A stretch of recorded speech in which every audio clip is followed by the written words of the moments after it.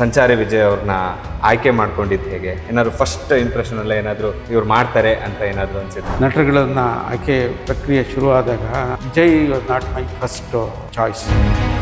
So ಹಾಗಾಗಿ ಹುಡುಕಾಟ ಮಾಡದೆ ಒಬ್ಬರು ಫೈನಲೈಸು ಆಯಿತು. ಆದರೆ ಅವರಿಗೆ ಸಮಸ್ಯೆ ಬಂತು. ಏನಂತಂದರೆ ಆಮೇಲೆ ಅದರೊಳಗೆ ಆ್ಯಕ್ಟ್ ಮಾಡಿದಂಥ ಮಂಗಳಮುಖಿಯರು ಅಂತ ಏನಿದ್ದಾರೆ ಅಷ್ಟು ಜನ ರಿಯಲ್ ಮಂಗಳಮುಖಿಯರು. ಅವ್ರು ಯಾರೂ ಪ್ರೊಫೆಷ್ನಲ್ ಆರ್ಟಿಸ್ಟ್ ಅಲ್ಲ. ರಾಷ್ಟ್ರ ಪ್ರಶಸ್ತಿ ಅಂತ ಘೋಷಣೆ ಆದಂತಹ ಸಮಯದಲ್ಲಿ ನಿಮ್ಮ ರಿಯಾಕ್ಷನ್ ಹೆಂಗಿತ್ತು? ಒಂದು ಕಲಾಕೃತಿಯನ್ನು ಹಣ ಬಂತು ಅಂದ ತಕ್ಷಣ ಒಳ್ಳೇದು ಅನ್ನೋಕ್ಕಾಗಲ್ಲ, ಹಣ ಬರಲಿಲ್ಲ ಅಂತ ಕೆಟ್ಟದು ಅನ್ನೋಕ್ಕೂ ಆಗಲ್ಲ. ಹಣ ಗಳಿಸಿರೋವೆಲ್ಲ ಒಳ್ಳೆ ಸಿನಿಮಾ ಅಲ್ವೇ ಅಲ್ಲ. ನಾನು ಹಾಸ್ಪಿಟ್ಲಿಗೆ ರೀಚ್ ಆಗೋ ಅಷ್ಟೊತ್ತಿಗೆಲ್ಲೇ 4 ಗಂಟೆ. ಸೊ ಅಲ್ಲಿಗೆ ಹೋದಾಗ ಸ್ವಲ್ಪ ಕಷ್ಟ ಅನ್ನೋ ಥರ ಹೇಳ್ತಿದ್ರು doctor. I think second third ಡೇಗೆ ಇಟ್ಸ್ ಬೈನ್ ಡೆಡ್ ಅನ್ನೋದು ಗೊತ್ತಾಯಿತು. ಅಂಗಗಳನ್ನು ಒಂದೊಂದೇ ರಿಮೂವ್ ಮಾಡ್ತಾ ಬರ್ತಾರಂತೆ. ಆ ರಿಮೂವ್ ಮಾಡಿದಾಗ್ಲೂ ಬದುಕಿರುತ್ತೆ, ಬ್ರೈನ್ ಅಷ್ಟೇ ಡೆಡ್ ಇರುತ್ತೆ. ಯಾವಾಗ ಡೆಡ್ ಅಂತ ಸಂಪೂರ್ಣವಾಗಿ ಡಿಕ್ಲೇರ್ ಆಗೋದು ಯಾವಾಗಂದ್ರೆ ಹೃದಯ ತೆಗೆದಾಗ ಅದು ಕೇಳೋಕ್ಕೆ ಸ್ವಲ್ಪ ಕಷ್ಟ. ನಮ್ಮಲ್ಲಿ ಸಿನಿಮಾ ಶಿಕ್ಷಣ ಇಲ್ಲ. ನನಗೆ ಫಾರ್ ಎಕ್ಸಾಂಪಲ್ ನಾನು ಹೇಳೋದಾದರೆ ಮಲಯಾಳಂ ಸಿನಿಮಾಗಳು, ನೀವು ಕೇರಳಕ್ಕೆ ಹೋದರೆ ಅಲ್ಲಿ ಸಿನಿಮಾ ಸಂಸ್ಕೃತಿ ಇದೆ. ಸಿನಿಮಾನ ಅಲ್ಲಿ ಒಂದು ಅವರ ಜೀವನದ ಭಾಗವಾಗಿ ತಗೊಂಡಿರೋದು ಇದೆ. ಸಿನಿಮಾ ಶಿಕ್ಷಣವನ್ನು ಅಲ್ಲಿ ಹಳ್ಳಿಗೆ ಹೋಗಿ ಥ್ರೂ ಫಿಲ್ಮ್ ಸೊಸೈಟೀಸು ಅಲ್ಲೊಂದು ದೊಡ್ಡ ಕಲ್ಚರ್ ಕಟ್ಟಿದ್ದಾರೆ. ಥಿಯೇಟ್ರಿಗೆ ಜನ ಕಡಿಮೆ ಬರ್ತಿರುವಂತಹ ಒಂದು ವಿಚಾರ ಅಂದರೆ ತುಂಬಾ ಜನದ ಆಪಾದನೆ ಇರೋದೇನೆಂದ್ರೆ ದೊಡ್ಡ ದೊಡ್ಡ ಸ್ಟಾರ್ ಅಂತ ಅನ್ನಿಸ್ಕೊಂಡಿರುವಂಥವ್ರು ಅವ್ರು 3 ವರ್ಷ 4 ವರ್ಷಕ್ಕೆ ಒಂದೊಂದು ಸಿನಿಮಾಗಳನ್ನು ಕೊಡ್ತಾರೆ. ಇಂಡಸ್ಟ್ರಿ ಹೇಗೆ ಸರ್ವೈವ್ ಆಗಬೇಕು ಅನ್ನುವಂಥದ್ದು ಒಂದಷ್ಟು ಜನರ ವಾದ ಇದೆ. ಹೊಸಬ್ರು ಯಾರು ಬಂದು ನಾನು ಸಿನಿಮಾ ಮಾಡಬೇಕು ಅಂತ ಅನ್ಕೊಂಡಿದ್ದೀನಿ ಅಂತ ನೀವು ಹೇಳಿದ್ರೆ ನೀವು ಏನು ಹೇಳ್ತೀರಾ? ಮಾಡಬೇಡಿ ಅಂತೀವಿ. ಆಗಲೇ ನಾನು ಅವನಲ್ಲ ಅವಳು ಬಗ್ಗೆ ಮಾತಾಡ್ತಾ ಇದ್ವಿ.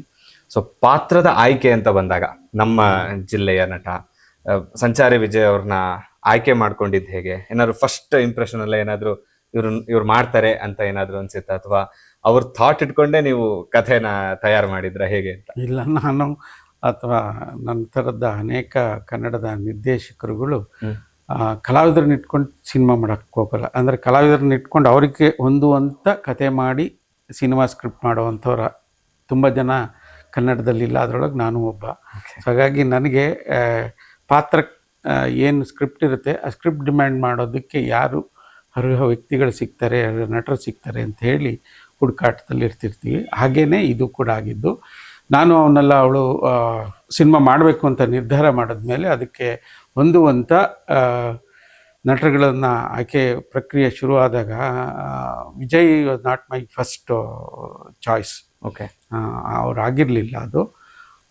ಅದಕ್ಕೂ ಮುಂಚೆ ತುಂಬ ಜನಗಳನ್ನು ನಾವು ಪ್ರಯತ್ನ ಮಾಡಿದೆ. ಅದ್ರ ಜೊತೆಗೆ ಆಗ ಒಂದೇನಾಗಿತ್ತು ಅಂತಂದರೆ ಲಿವಿಂಗ್ ಸ್ಮೈಲ್ ವಿದ್ಯಾಧರದ ಮುಖ್ಯ ಆಥರ್ ಏನಿದ್ದಾರೆ ಅವರು ರೈಟ್ಸ್ ಕೊಡ್ಬೇಕಾದ್ರೆ ಒಂದು ಕಂಡೀಷನ್ ಹಾಕಿದ್ರು. ನೀವು ನಟರುಗಳನ್ನ ಇವ್ರನ್ನ ಕರ್ಕೊಂಬಂದು ಅದು ನಮ್ಮ ಕಮ್ಯುನಿಟಿಗೆ ಅವಮಾನ ಥರ ಆಗುತ್ತೆ, ಅವ್ರು ಸರಿಗೆ ಇದು ಮಾಡೋದಿಲ್ಲ, ಅವ್ರದ್ದೇನೋ ನ್ಯೂಯಾನ್ಸಸ್ ಇರ್ತದೆ, ಅದು ಸರಿಗೆ ಬರೋದಿಲ್ಲ, ರೆಪ್ರೆಸೆಂಟ್ ಆಗಲ್ಲ ಅನ್ನೋ ಕಾರಣಕ್ಕೆ ನೀವು ನಮ್ಮ ಮಂಗಳಮುಖಿಯವ್ರನ್ನೇ ತಗೋಬೇಕು ಅಂತ ಒಂದು ಕಂಡೀಷನ್ ಇತ್ತು. ಸೊ ಹಾಗೆ ನಾನು ಹುಡುಕಿ ಸೆಲೆಕ್ಟು ಆಯಿತು. ಇದಾರೆ ಸರ್ ಕಮ್ಯುನಿಟಿಲಿ ಆ ಥರದ ತುಂಬ ಜನ ಇದ್ದಾರೆ, ಅದ್ಭುತವಾಗಿ ಇದ್ದಾರೆ, ಒಳ್ಳೊಳ್ಳೆ ನಟ ಏನು ನಾಟಕಗಳು ಮಾಡಿದ್ದಾರೆ ಕನ್ನಡದಲ್ಲೂ, ರಂಗಭೂಮಿಯಲ್ಲಿ ತೊಡಕೊಂಡಿರೋರು ಇದ್ದಾರೆ. ಸೊ ಹಾಗಾಗಿ ಹುಡುಕಾಟ ಮಾಡದೆ ಒಬ್ಬರು ಫೈನಲೈಸು ಆಯಿತು. ಆದರೆ ಅವರಿಗೆ ಸಮಸ್ಯೆ ಬಂತು. ಏನಂತಂದರೆ ಒಂದು ಮಂಗಳಮುಖಿ ಆದಮೇಲಿನ ಪಾತ್ರಕ್ಕೆ ಓಕೆ, ಇದರೊಳಗೆ ಅದಕ್ಕೆ ಮುಂಚೆ ಒಂದು ಕ್ರಿಯೆ ಇದೆಯಲ್ಲ ಅಲ್ಲಿ ಅವರಿಗೆ ಕಷ್ಟ ಆಗೋದು. ಅಂದರೆ ಶರ್ಟ್ ಪ್ಯಾಂಟ್ ಹಾಕಿದ ತಕ್ಷಣ ಅನ್ಕಂಫರ್ಟಬಲ್ ಆಗೋರು ಅವರು. ಸೊ ಇದು ನನಗೆ ಅಲ್ಲಿ ಕಷ್ಟ ಆಗೋಕ್ಕೆ ಶುರುವಾದಾಗ ವಿದ್ಯಾಗೆ ಹೇಳಿದೆ, ಸ್ಮೈಲಿ ಅಂತೀವಿ ಅವ್ರನ್ನ. ಸ್ಮೈಲಿಗೆ ಹೇಳಿದ ತಕ್ಷಣ ಅವರು ಹಂಗಿದ್ರೆ ನಿಮ್ಮ ಚಾಯ್ಸ್ ಸರ್, ನಾನೇನು ಮಾಡೋಕ್ಕಾಗಲ್ಲ ಅನ್ನೋದು. ಇನ್ಫ್ಯಾಕ್ಟ್ ಆಕೆನೇ ಕೇಳಿದೆ, ಸ್ಮೈಲಿಗೇನೆ ಕೇಳಿದೆ, ನೀವೇ ಬಂದುಬಿಡಿ ಅಂತ ಹೇಳಿ. ಏನೋ ನಾನು ಆಗಲ್ಲ, ಮತ್ತೆ ನನಗೆ ಮರುಜೀವಿಸಬೇಕದು, ಅದು ನೆಕ್ಸ್ಟು ಇಂಪಾಸಿಬಲ್ ಅನ್ನೋದು ಬಂತು. ಹಾಗಾಗಿ ನನಗೆ ನಟರುಗಳ ಇದರೊಳಗೆ ಹೋದ್ವಿ. ಸೊ ಆಗ ಅನೇಕ ರಂಗಭೂಮಿ ಕಲಾವಿದರನ್ನ ಹುಡುಕಾಟದಲ್ಲಿದ್ದಾಗ ನನಗೆ ಇನ್ಫ್ಯಾಕ್ಟ್ ಪೂನಾಗೆ ಹೋಗಿದ್ದೆ. ಪೂನಾನಲ್ಲಿ ಒಂದು ಹಿಜ್ಡಾ ಅಂತಲೇ ಒಂದು ನಾಟಕ ಮಾಡಿದರು. ಅದು ತುಂಬ ಯಶಸ್ವಿ ಪ್ರಯೋಗ ಕೂಡ. ಅದು ಹಾಗಾಗಿ ಪೂನಾಗೆ ಹೋದಾಗ ಅಲ್ಲಿ ಒಂದು ಮಟ್ಟಕ್ಕೆ ಒಂದಷ್ಟು ಜನ ಸೆಲೆಕ್ಟ್ ಆದರು. ಆದರೆ ಮುಖ್ಯ ಪಾತ್ರ ಏನಿತ್ತು ಇದಕ್ಕೆ ಸ್ವಲ್ಪ ಇನ್ನೂ ಹುಡುಕಾಟದಲ್ಲೇ ಇದ್ದೆ. ಆಗ ಈ ಇಂಥ ಒಂದು ಸಿನಿಮಾದು ಪ್ರಕಾಶ್ ರೈ ಇದೆಲ್ಲ ಮಾಡಿದ್ದಲ್ಲ, ಓಕೆ, ಅದು ಆ ಸಿನಿಮಾದಲ್ಲಿ ಒಂದು ಈ ಥರದ್ದೇ ಮಂಗಳಮುಖಿ ಥರದ ಪಾತ್ರ. ಅದು ವಿಜಯ್ ಒಂದು ಸಾಂಗಲ್ಲಿ ಹಿಂಗೆ ಬಂದು ಹೋಗ್ತಾರೆ. ಓಕೆ. ಸೊ ಅದನ್ನು ಜೋಗಿ ಸಜೆಸ್ಟ್ ಮಾಡಿದ್ರು. ಜೋಗಿ ಸಜೆಸ್ಟ್ ಮಾಡ್ಬಿಟ್ಟು, ನೋಡ್ರಿ ಇಲ್ಲೊಬ್ಬ ಹುಡುಗ ಇದ್ದಾನೆ, ಈಗ ಸೂಟ್ ಆಗ್ಬೋದು ಅಂತ. ತಕ್ಷಣ ನನಗೂ ಅದು ಕರೆಕ್ಟ್ ಅನ್ನಿಸ್ತು. ನೋಡಿ ಹುಡುಕಾಟ ಮಾಡ್ತಿದ್ದಾಗ ಇವ್ರು ಕರೆಸಿದ್ರೆ, ಇವರು ರಂಗಭೂಮಿ ಹಿನ್ನೆಲೆ ಅವರು ಇದ್ದರು, ಸಂಚಾರಿ ತಂಡದ ಪ್ರಮುಖ ಸದಸ್ಯರು ಕೂಡ ಆಗಿದ್ದರು. ಆಗ ಗೊತ್ತಾಗಿದ್ದು ಇವರೊಂದು ಮಹಿಳಾ ಮುಖ್ಯಮಂತ್ರಿ ಪಾತ್ರದಲ್ಲಿ ಪಾತ್ರ ಮಾಡಿದ್ರು, ಒಂದು ರಂಗಭೂಮಿ ಪ್ರಯೋಗ ಆಗಿತ್ತು ಅಂತ ಹೇಳಿ. ಹಾಗೆ ಹುಡುಕ್ತಾ ಹೋದಾಗ ವಿಜಯ್ ಸಿಕ್ಕಿದ್ರು. ವಿಜಯ್ಗೆ ಕೇಳಿದಾಗ ಸ್ವಲ್ಪ ಹಂಚ್ಕೊಂಡು, ಅಂದರೆ ಎಲ್ಲರೂ ನಾನು ಬ್ರ್ಯಾಂಡ್ ಆಗ್ಬಿಡ್ತೀನಿ ಅನ್ನೋ ಒಂದು ಅವ್ರಿಗೆ ಅಳಕಿತ್ತು. ಆದ್ರೂ ಒಂದು ನಾನು ಅವ್ರಿಗೆ ಹೇಳಿದ್ದು ಇಷ್ಟೇ, ಇದು ಎಲ್ಲರಿಗೂ ಸಿಗುವಂಥದ್ದಲ್ಲ, ಅದು ನನ್ನ ನಂಬಿಕೆ. ಅದ್ರ ಜೊತೆಗೆ ಇದು ಯಾವುದೇ ಒಬ್ಬ ಕಲಾವಿದನಿಗೆ ಒಂದು ಚಾಲೆಂಜಿಂಗ್ ಪಾತ್ರ. ಆಮೇಲೆ ಅದು ಲೈಫ್ ಟೈಮಲ್ಲಿ ಉಳಿಯುವಂಥದ್ದು ಇರುತ್ತೆ. ನೋಡಿ, ನಿಮಗೆ ಚಾಯ್ಸ್ ಈಸ್ ಯುವರ್ಸ್ ಅನ್ನೋದು ಮಾತು ಹೇಳಿದಾಗ ಒಂದು ದಿವಸ ಟೈಮ್ ತೊಗೊಂಡು ಒಪ್ಕೊಂಡು ಬಂದಂಥದ್ದು. ಹೀಗೆ ವಿಜಯ್ ನಮ್ಮ ತಂಡದ ಒಳಗೆ ಬಂದರು. ಆಮೇಲೆ ಗೊತ್ತಾಗಿದ್ದು ಅದು ಚಿಕ್ಕಮಂಗ್ಳೂರು ಜಿಲ್ಲೆಯವರು ಅಂತ. ಆದರೆ ಚಿಕ್ಕಮಂಗ್ಳೂರು ಜಿಲ್ಲೆಯವರಾದ್ರೂ ಅವರು ನನ್ನೂರಿನವರು ಅಂತ ನಾನು ಹೇಳ್ಕೊಡ್ತೀನಿ. ಯಾಕೆಂದರೆ ಪಂಚನಹಳ್ಳಿ ಇರೋದು ನನ್ನ ಚಿಕ್ಕನಾಯಕನಹಳ್ಳಿ ಪಕ್ಕದಲ್ಲಿ, ಉಳಿಯಾರ ಪಕ್ಕದಲ್ಲಿ. ನನಗೆ ಪಂಚನಹಳ್ಳಿಗೂ ನನ್ನ ಬಾಲ್ಯದ ನಂಟಿದೆ ಒಂದಷ್ಟೇನೇನು. ಸೊ ನಾನು SSLC ಓದಿದ್ದು ಪಂಚನಹಳ್ಳಿ ಪಕ್ಕದಲ್ಲಿ ಕಣ್ಕಟ್ಟೆ ಗ್ರಾಮದಲ್ಲಿ. ಸೊ ಅದು ಆಮೇಲೆ ಗೊತ್ತಾಗಿದ್ದು ಇದೆಲ್ಲ ಗೊತ್ತಾಗಿದ್ದು ಹೆಂಗೆ ಅಂದರೆ, ಸಿನಿಮಾ ಮುಗಿದ್ಮೇಲೆ ಇವರು ಪಂಚನಹಳ್ಳಿ ಅವರು, ಈ ಚಿಕ್ಕಮಂಗ್ಳೂರು ಜಿಲ್ಲೆಯವರು, ಅದೆಲ್ಲ ಗೊತ್ತಾಗದಿದ್ದು. ಇದೆಲ್ಲ ಸಿನಿಮಾ ಮುಗಿದು ಪ್ರಶಸ್ತಿ ಬಂದಾಗ ಕ್ಯಾಮ್ರಾ ಇಟ್ಕೊಂಡು ಬಂದ್ರಲ್ಲ, ನೀವು ಯಾವ ಊರು, ಇದು ಕಾನ್ವರ್ಸೇಷನ್ನೇ ಇಲ್ಲ ಅದು. ಸೊ ಹಾಗಾಗಿ ಅಂದರೆ ಅವಾಗ ಇನ್ನೊಂದು ಸ್ವಲ್ಪ ಹತ್ರ ಆದ್ವಿ ಅನ್ನೋದು ಅಷ್ಟೇನೆ. ಅವಾಗ ಒಬ್ಬ ನಟನಾಗಿ ಅವ್ರು ಹೇಗೆ ತೊಡಕೋಬೋದು ಅಷ್ಟನ್ನು ಅವರು 100%, ಅಂದರೆ ಒಂದು ಪರಕಾಯ ಪ್ರವೇಶ ಅಂತ ಹೇಳ್ತೀವಲ್ಲ, ಆ ರೀತಿಯಾದ ಪರಕಾಯ ಪ್ರವೇಶವನ್ನು ವಿಜಯ್ ಈ ಪಾತ್ರದಲ್ಲಿ ನಿಭಾಯಿಸಿದ್ದು. ಯಾವುದಾದ್ರೂ ಒಂದು ಮೂಮೆಂಟ್ ನಿಮಗೆ ತುಂಬಾ ಎಮೋಷನಲ್ ಆಗಿದ್ದು ಅಥವಾ ವಾವ್ ಅಂತ ಅನ್ಸಿದ್ದು ಅವರ ನಟನೆಯಲ್ಲಿ, ಆ ಚಿತ್ರದಲ್ಲಿ? ಅಥವಾ ನೀವೇನು ಹೇಳಿರ್ತಿದ್ರೆ ಅದಕ್ಕಿಂತ ಸ್ವಲ್ಪ ಏನಾದರೂ ಸೇರಿಸ್ಕೊಂಡು ಇಂಪ್ರೂವೈಸ್ ಮಾಡ್ತಿದ್ರ? ಏನಾದರೂ ಡೈಲಾಗ್ ಅಲ್ಲಿ ಆಗಿರ್ಬೋದು, ಆಕ್ಟಿಂಗ್ ಅಲ್ಲಿ ಆಗಿರ್ಬೋದು? ನಮ್ಮದು ಚಾಲೆಂಜಿಂಗ್ ಏನಂತಂದರೆ, ನಾವು ಸೆಟ್ ಎಲ್ಲ ಹಾಕಿ ಮಾಡೋಕ್ಕೆ ಹೋಗಲಿಲ್ಲ ಈ ಸಿನಿಮಾ. ಅಂದರೆ ಅಷ್ಟು ಬಡ್ಜೆಟ್ ಇಲ್ಲ ನಮಗೆ. ಹಾಗಾಗಿ ರಿಯಲ್ ಪ್ಲೇಸ್ಗಳಲ್ಲಿ ಶೂಟ್ ಮಾಡ್ತಾ ಇದ್ವಿ. ಫಾರ್ ಎಕ್ಸಾಂಪಲ್, ಪೂನಾನಲ್ಲಿ ಭಿಕ್ಷೆ ಬೇಡೋದು ಫಸ್ಟ್. ಅಂದರೆ ಒಬ್ಬ ಮಂಗಳಮುಖಿ ಆಗೋದಕ್ಕೂ ಮುಂಚೆ ಕೆಲವೊಂದು ಪ್ರೊಸೀಜರ್ಸ್ ಇದೆ.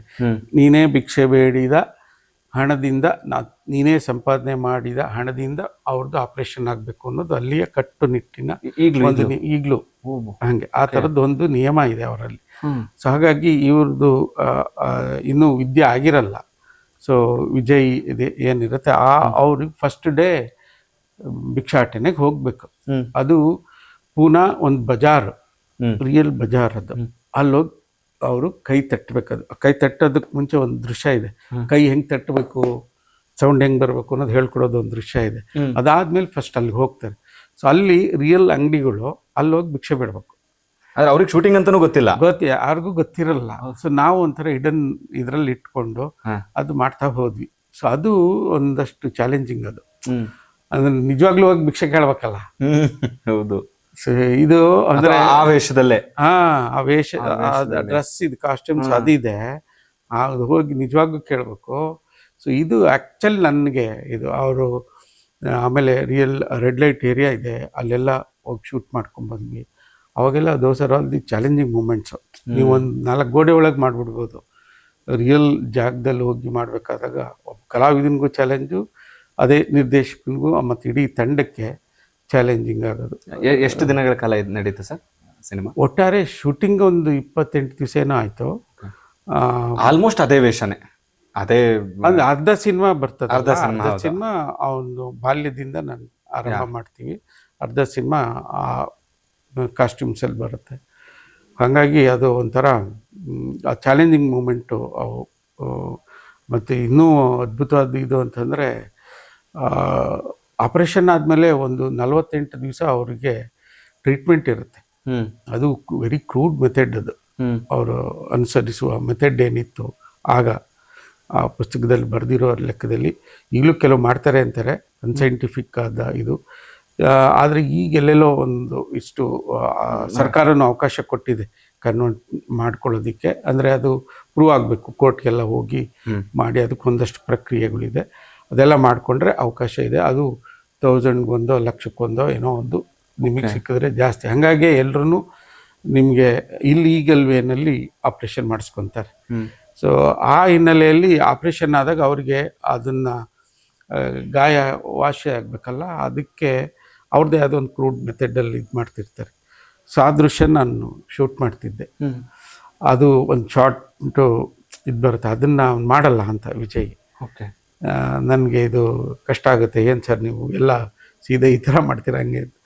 ಆಮೇಲೆ ಆ ಶಾರ್ಟ್ನ ಕಂಪೋಸ್ ಮಾಡಿ, ಶಾರ್ಟ್ ಹಿಂಗೆ ಬರುತ್ತೆ, ಈ ಥರ ಆಗುತ್ತೆ, ನಿಮ್ಮದು ಎಕ್ಸ್ಪ್ರೆಷನ್ನು ನಾನು ಎಲ್ಲಿ ಇರುತ್ತೆ, ಹೇಗೆ ಕ್ಯಾಮ್ರಾ ಏನನ್ನು ಸೆರೆ ಹಿಡಿಯುತ್ತೆ ಅಂತೆಲ್ಲ ಕನ್ವಿನ್ಸ್ ಮಾಡಿದ್ಮೇಲೆ ಅದಾಯಿತು. ಅಂದರೆ ಆ ಥರದ್ದು ಒಂದಷ್ಟು ಚಾಲೆಂಜಿಂಗ್ ಇದ್ದೇ ಇರುತ್ತೆ ನಿಮಗೆಲ್ಲ, ಇದ್ರೊಳಗೂ ಚಾಲೆಂಜಿಂಗ್ ಇರುತ್ತೆ. So overall it was A good experience ಅದು. ಆಮೇಲೆ ಅದರೊಳಗೆ ಆ್ಯಕ್ಟ್ ಮಾಡಿದಂಥ ಮಂಗಳಮುಖಿಯರು ಅಂತ ಏನಿದ್ದಾರೆ ಅಷ್ಟು ಜನ ರಿಯಲ್ ಮಂಗಳಮುಖಿಯರು. ಅವ್ರು ಯಾರೂ ಏನು ಪ್ರೊಫೆಷ್ನಲ್ ಆರ್ಟಿಸ್ಟ್ ಅಲ್ಲ ಅವರು. ಅಂದರೆ ಪ್ರಮುಖ ಪಾತ್ರಧಾರಿಗಳನ್ನು ಬಿಟ್ಟು ಅಲ್ಲ, ಪ್ರಮುಖ ಪಾತ್ರಧಾರಿ ಇವರೊಬ್ಬರೇ. ಇನ್ನು ನಾನಿ ಪಾತ್ರ ಮಾಡಿದವರು ಸುಮಿತ್ರಾ ಅಂತ, ಶ್ರೀ ಮಂಗಳಮುಖಿ. ಅವ್ರ ಜೊತೆ ಇದ್ದವರೆಲ್ಲ ಮಂಗಳಮುಖಿಯರೇ, ಆರ್ಟಿಸ್ಟ್ಗಳು ಕೂಡ ಅಲ್ಲ. ಏನೋ ಅಂದರೆ ಅವ್ರು ಒಂದು ದಿವಸನೂ ಕ್ಯಾಮ್ರಾ ಫೇಸ್ ಮಾಡಿದವರೇ ಅಲ್ಲ ಇಡೀ ಚಿತ್ರದಲ್ಲಿ. ಅದೊಂದು ನಾವು ಯಾತಕ್ಕೆಂದರೆ ಅದು ಒಂದು ವಾತಾವರಣ ಸೃಷ್ಟಿ ಆಗ್ಬೇಕು ನಿಮಗೆ, ಆವಾಗಲೇ ನನಗೆ ನಂಬಿಕೆ ಅದು. ಅದೇ ನಿಮ್ಗೆ ಅವ್ರ ಜೊತೆ ಇದ್ದಾಗ ಇವರೊಬ್ಬರು ನಟರಾಗಿದ್ದರೂ ಕೂಡ ಆ ಒಂದು ಹಾವಭಾವ, ನಿಮ್ಮ ನಡೆ, ಅದೆಲ್ಲದನ್ನು ಸ್ವಲ್ಪ ಅವ್ರು ನಡಿಬೇಕಾದ್ರೆ ಸ್ವಲ್ಪ ವಯರ ಜಾಸ್ತಿ ಆದರೆ ಓವರ್ ಆ್ಯಕ್ಟ್ ಆದಂಗೆ ಆಗುತ್ತೆ, ಇನ್ನು ಸ್ವಲ್ಪ ಅಗ್ಲಿ ಲುಕ್ ಬರ್ಬೋದು. ಅದನ್ನು ಒಂದು ಕಂಟ್ರೋಲ್ಡ್ ವೇನಲ್ಲಿ ಮಾಡಬೇಕಲ್ಲ, ಅದು ದಟ್ ಈಸ್ ಚಾಲೆಂಜಿಂಗ್ ಅದು. ಸೊ ಹಾಗಾಗಿ ಆ ಕಮ್ಯುನಿಟಿ ಅವ್ರ ಜೊತೆಗೆ ಇದ್ಕೊಂಡು ಅವರೊಳಗೆ ನಾವು ಇದ್ಕೊಂಡು ಅವ್ರು ಏನು ಮಾಡ್ತಾರೋ ಮಾಡೋಕ್ಕೆ ಬಿಟ್ಟು ನನಗೇನು ಬೇಕೋ ಅದು ನಾನು ತಗೊಳ್ಳೋದು, ಅದು ನಾನು ಅಲ್ಲಿ ಮಾಡಿದ ತಂತ್ರ ಅದು. ಸೊ ಆ ತಂತ್ರ ಯಶಸ್ವಿ ಆಗೈತೆ. ಸೊ ಇಷ್ಟೆಲ್ಲ ಸ್ಟ್ರಗಲ್ಗಳ ಮಧ್ಯೆ ಸಿನಿಮಾ ರಿಲೀಸ್ ಆಗುತ್ತೆ. ರಾಷ್ಟ್ರ ಪ್ರಶಸ್ತಿ ಅಂತ ಘೋಷಣೆ ಆದಂತಹ ಸಮಯದಲ್ಲಿ ನಿಮ್ಮ ರಿಯಾಕ್ಷನ್ ಹೆಂಗಿತ್ತು? ಆ ಟೈಮಲ್ಲಿ ಏನಾದರೂ ನೀವು ವಿಜಯ್ ಅವ್ರು ಮಾತಾಡಿದ್ರ? ಇಬ್ಬರ ಸಂಭಾಷಣೆ ಹೇಗಿತ್ತು? ಇಲ್ಲ, ನಾನು ಮನೆಯಲ್ಲಿದ್ದೆ ಅವಾಗ. ವಿಜಯ್ ಐ ಥಿಂಕ್ ಕಲಾಕ್ಷೇತ್ರದಲ್ಲಿ ಇದ್ರು ಅನ್ಸುತ್ತೆ, ರವೀಂದ್ರ ಕಲಾಕ್ಷೇತ್ರದಲ್ಲಿ. ನನಗೂ ಗೊತ್ತಿಲ್ಲ, ಒಂದು ಕನ್ಫ್ಯೂಷನ್ ಆಗ್ತಿತ್ತು. ನಾನು ಅವನೆಲ್ಲ ಹೆಸರು ಬರೋರು. ವಿಜಯ್ ಅಂದ ತಕ್ಷಣನೇ ಅಯ್ಯೋ ವಿಜಯ್ ಅಂತವ್ರು ಯಾರು, ನಮ್ಮ ಇದು ದುನಿಯಾ ವಿಜಯ್ ಅಂತ ನಾವು ಅದೇ ಅಂದ್ಕೊಂಡ್ವಿ. ನಮಗೆಲ್ಲ ಇಲ್ಲಿ ಬರುತ್ತೆ ರೀ, ಅದು ಚಾನ್ಸ್ ಇಲ್ಲ ಅನ್ನೋ ಥರದಲ್ಲ. ಆಮೇಲೆ ನಾನು ಅವನೆಲ್ಲ ಸಂಚಾರಿ ವಿಜಯ್ ಕುಮಾರ್ ಅಂತ ಬಂತದು. ಸಂಚಾರಿ ವಿಜಯ್ ಅದು ಪೆನ್ ನೇಮ್ ಅದು. ಸೊ ಅವ್ರ ಹೆಸರು ಕೊಟ್ಟಿರೋದು ವಿಜಯ್ ಕುಮಾರ್ ಅಂತ. ವಿಜಯ್ ಕುಮಾರ್ ಅಂತ ಅಂದ್ರೆ ನಮ್ಮವನಲ್ಲ ಅಂತ ನಮ್ಗೆ. ಸೊ ನಾವು ಇದ್ರಲ್ಲಿ ಟೈಟ್ಲ್ ಕಾರ್ಡಲ್ಲಿ ಹಾಕಿರೋದು ಸಂಚಾರಿ ವಿಜಯ್ ಅಂತಲೇ, ವಿಜಯ್ ಕುಮಾರ್ ಹಾಕ್ಲಿಲ್ಲ ನಾವು. ಬಟ್ ನೀವು ಅಪ್ಲಿಕೇಶನ್ ಬರಿಬೇಕಾದಾಗ ಅದನ್ನ ಬರೆಯಕ್ಕಂತ ಅವಕಾಶ ಇದೆ. ಅದೆಲ್ಲ ನಮ್ಗೆ ಜ್ಞಾಪಕನೇ ಬರಲಿಲ್ಲ ಆ ಕ್ಷಣ. ಅಯ್ಯೋ ನಮ್ಗೆ ಎಲ್ಲಿ ಬರುತ್ತೇನೋ ಇದ್ರೊಳಗೆ. ಸೊ ಅದಾದ್ಮೇಲೆ ನನ್ನ ಫೋನು ಬಿಸಿ, ವಿಜಯ್ ಫೋನ್ದು ಬಿಸಿ. ನಾವು ಕನೆಕ್ಟ್ ಆಗಕ್ಕೆ ಒಂದು 3-4 ಅವರ್ಸ್ ಆಯಿತು ಅನೌನ್ಸ್ ಆದಮೇಲೆ. ಹೀಗೆ ಅದೊಂದು ಗ್ರೇಟ್ ಅಚೀವ್ಮೆಂಟು ನನ್ನ ಲೈಫಲ್ಲೂ ಕೂಡ. ಅದು ದೊಡ್ಡ ಇದಾಗಿ ನಿಲ್ತೀವಿ. ಇವಾಗ ನಾನು ಏನಾದ್ರೂ ಹೇಳ್ತಾ ಹೋದ್ರೆ ನೀವು ನಾನು ಅವನ್ನೆಲ್ಲ ಮಾಡಿದವ್ರಲ್ವಾ ಅಂತಾರೆ. ಹೌದೌದು, ನಾನೇ ಹೆಸರು ಕೊಟ್ಟಂತಹದ್ದು, ಜೀವನ ಕೊಟ್ಟಂತಹದ್ದು. ಒಂದಷ್ಟು ಚಿತ್ರಗಳು ಕನ್ನಡದಲ್ಲಿ ಹೇಗಾಗುತ್ತೆ ಅಂದ್ರೆ ಅದಕ್ಕೆ ಅವಾರ್ಡ್ಗಳು ಸಿಕ್ಬಿಡತ್ತೆ, ಆದ್ರೆ ಕಮರ್ಷಿಯಲ್ ಹಿಟ್ಟ ಅಂತ ನೋಡಿದ್ರೆ ಕೆಲವೊಂದ್ಸಲಿ ಕಡಿಮೆ ಆಗಿರುತ್ತೆ. ಸೊ ನೀವು ಈ ಚಿತ್ರದ ಯಶಸ್ಸು ಅಂತ ನೋಡೋದಾದ್ರೆ ಅದನ್ನ ಈ ರಾಷ್ಟ್ರ ಪ್ರಶಸ್ತಿ ಈ ತರದನ್ನ ಪಡ್ಕೊಂಡಿದ್ದು ಯಶಸ್ಸು ಅಂತ ಅನ್ಕೋತಿರೋ, ಕಮರ್ಷಿಯಲ್ ಹಿಟ್ ಆಗಿದ್ದು ಯಶಸ್ಸು ಅಂತ ಅನ್ಕೋತಿರೋ, ಅಥವಾ ಜನಗಳ ಮನಸ್ಸಿನಲ್ಲಿ ಜನಗಳ ಬಾಯಲ್ಲಿ ಉಳಿಯುವಂತಹ ಚಿತ್ರಗಳು ಯಶಸ್ಸು ಅಂತ ಅನ್ಕೋತಿರೋ? ಎಲ್ಲದೂ ಯಶಸ್ಸೇ. ಇದರೊಳಗೆ ನೀವು 3 ವಿಭಾಗ ಮಾಡಿ ಹೇಳಿದಾಗ 3 ವಿಭಾಗ ಅಂತ ಕಾಣಿಸುತ್ತೆ. ಪ್ರಶಸ್ತಿ ಬಂದಾಗ ಪ್ರಶಸ್ತಿನೂ ಕಮರ್ಷಿಯಲ್ಗೂ ಒಂದು ಸಣ್ಣ ನಂಟಿದೆ, ಆಗಿತ್ತು, ಇವಾಗಿಲ್ಲ. ಆ ಪ್ರಶಸ್ತಿ ಬಂದಾಗ ಒಂದಿಷ್ಟು ಪ್ರಶಸ್ತಿ ಹಣ ಬರುತ್ತೆ, ಅದ್ರ ಜೊತೆಗೆ TV ರೇಟ್ಸ್ ಬರ್ತಿತ್ತು, ಅದ್ರ ಜೊತೆಗೆ ದೂರದರ್ಶನ್ ರೈಟ್ಸ್ ಬರ್ತಿತ್ತು. ಸೊ ಅದ್ರ ಜೊತೆಗೆ ಸಬ್ಸಿಡಿ ಅಮೌಂಟ್ ಬರ್ತಿತ್ತು. ಇದೆಲ್ಲ ಬಂದಾಗ ಕಮರ್ಷಿಯಲ್ ಆಗಿ ಕೂಡ ಲೆಕ್ಕಕ್ಕೆ ಬರ್ತಿತ್ತು. ಓಕೆ. ಆಯ್ತಾ. ಸೊ ಈಗ ಅದಿಲ್ಲ, ಅದು ಬೇರೆ ಕತೆ. ಆಮೇಲೆ ಈಗ ಆ ಥರ ಇದಿಲ್ವಾ? ಅದು ಬೇರೆ ದೊಡ್ಡ ಕತೆ ಆಗ್ಬಿಡುತ್ತೆ ಬಿಡ್ರಿ ಈಗ ಅದು. ಅದ್ರ ಜೊತೆಗೆ ನಮ್ದು ಬೆಂಗಳೂರು ಅಂತ ಒಂದು ನಗರದಲ್ಲಿ ಸಿಂಗಲ್ ಥಿಯೇಟ್ರಲ್ಲಿ 8 ವಾರಗಳು ಸತತವಾಗಿ ನಡೆದಂಥ ಸಿನಿಮಾ ಇದು. ನಾನು ಅವನೆಲ್ಲ ಅವಳು ಸವಿತಾ ಅಂತ ಥಿಯೇಟ್ರಲ್ಲಿ 8 ವಾರ ಆಯಿತು. 6 ವೀಕ್ಸು ಮೆಜೆಸ್ಟಿಕ್ ಸ್ವಪ್ನಲ್ಲೇ ಆಯಿತು. ಹಾಗಾಗಿ ಕಮರ್ಷಿಯಲ್ ಆಗಿ ಕೂಡ ಇದು ನಮಗೆ ಒಂದು ಒಳ್ಳೆಯ ರಿಟರ್ನ್ಸ್ ತಂದು ಕೊಟ್ಟಂತಾನೆ ಸಿನಿಮಾ. ಜೊತೆಗೆ ಟಿ ವಿ ರೈಟ್ಸ್ಗಳು, ದೂರದರ್ಶನ್ ರೈಟ್ಸು, ಇದೆಲ್ಲದನ್ನು ಸೇಲ್ ಆಗಿದ್ದಂಥದ್ದು. ಸೊ ಹಾಗಾಗಿ ಇದು ಪ್ರಶಸ್ತಿಗಳ ಜೊತೆಗೆ ಹಣವನ್ನು ತಂದುಕೊಟ್ಟಿದ್ದು ಸಿನಿಮಾ. ಆಮೇಲೆ ಒಳ್ಳೆ ಸಿನಿಮಾ ಕೆಟ್ಟ ಸಿನಿಮಾ ಅಷ್ಟೇ ಹೇಳ್ಬೇಕು ನಾವು. ಕಮರ್ಷಿಯಲ್ ಆಗಿ ಆಯ್ತಾ ಇದಾಯ್ತಾ ಅವು ಹೇಳೋಕ್ಕಾಗಲ್ಲ. ಅದು ಒಂದು ಕಲಾಕೃತಿಯನ್ನು ಹಣ ಬಂತು ಅಂದ ತಕ್ಷಣ ಒಳ್ಳೇದು ಅನ್ನೋಕ್ಕಾಗಲ್ಲ, ಹಣ ಬರಲಿಲ್ಲ ಅಂತ ಕೆಟ್ಟದು ಅನ್ನೋಕ್ಕೂ ಆಗಲ್ಲ. ಹಣ ಗಳಿಸಿರೋವೆಲ್ಲ ಒಳ್ಳೆ ಸಿನಿಮಾ ಅಲ್ವೇ ಅಲ್ಲ. ಆಯ್ತಾ. ಹಂಗಾರೆ ಪ್ರಶಸ್ತಿ ಬಂದವೆಲ್ಲ ಒಳ್ಳೆ ಸಿನಿಮಾ ಖಂಡಿತ ಅಲ್ಲ. ಸೊ ಅದರೊಳಗೆ ಬೇರೆ ಬೇರೆ ಆಯಾಮಗಳು ಇರ್ತವೆ. ಸೊ ಎಲ್ಲದನ್ನು ನಾವು ಅಕ್ಸೆಪ್ಟ್ ಮಾಡ್ಕೋಬೇಕು. ಎಲ್ಲರಿಗೂ ಸಾರ್ವಕಾಲಿಕ ಸತ್ಯನೂ ಅಲ್ಲ. ಸೊ ಅದು ಆಯಾ ಕಾಲಘಟ್ಟಕ್ಕೆ ನಂದು 2013ನೇ ವರ್ಷಕ್ಕೆ 13ರಲ್ಲಿ ತಯಾರಾದ್ರಿಂದ 14ರಲ್ಲಿ ತಯಾರಾದ್ರಿಂದ 14ನೇ ವರ್ಷಕ್ಕೆ ನಾನು ಅವನೆಲ್ಲ ಬೆಸ್ಟ್ ಅಷ್ಟೇ. 15ಕ್ಕೆ ಬೇರೆ ಆಗಿರುತ್ತೆ, 13ಕ್ಕೆ ಬೇರೆ ಆಗಿರುತ್ತೆ. ಹಾಗಾಗಿ ಇದು ಸಾರ್ವಕಾಲಿಕ ಬೆಸ್ಟ್ ಸಿನಿಮಾನೂ ಏನಲ್ಲ. ಅಂತ ಇನ್ನೂ 100 ಬರ್ತಿರ್ತವೆ. ವರ್ಷಕ್ಕೊಂದು ಆಯ್ಕೆ ಸಮಿತಿ ಒಂದೊಂದು ಚಿತ್ರ ಆಯ್ಕೆ ಸಮಿತಿ ಇರುತ್ತೆ. ಆಯ್ಕೆ ಸಮಿತಿಯಲ್ಲಿ ಯಾರೋ ಆ ಕಾಲಘಟ್ಟದಲ್ಲಿ ಅವ್ರು ಯಾರೋ ನಮಗೆ ಟೇಸ್ಟಿಗೆ ಸರಿಯಾಗಿರೋರು ಕೂತ್ಕೊಂಡಿರ್ಬೇಕು. ಅದೆಲ್ಲ ಬೇರೆ ಬೇರೆ ಇದು ವರ್ಕ್ ಆಗ್ತಾ ಇರುತ್ತೆ. ಎಸ್. ಕೋವಿಡ್ ಸಮಯದಲ್ಲಿ ಒಂದು ಆಘಾತ, ಸಂಚಾರಿ ವಿಜಯ್ ಅವರು ಇನ್ನಿಲ್ಲ ಅನ್ನುವಂಥದ್ದು ಹೇಗಿತ್ತು ನಿಮ್ಮ ರಿಯಾಕ್ಷನ್? ಯಾಕಂದ್ರೆ ತುಂಬಾ ದಿನಗಳ ಕಾಲ ಜರ್ನಿ ನಿಮ್ದಿತ್ತು, ಜೊತೆಗೆ ಒಂದು ದೊಡ್ಡ ಯಶಸ್ಸಿನಲ್ಲಿ ಅವ್ರದ್ದು ನಿಮ್ದು ದೊಡ್ಡ ಪಾತ್ರ ಇತ್ತು.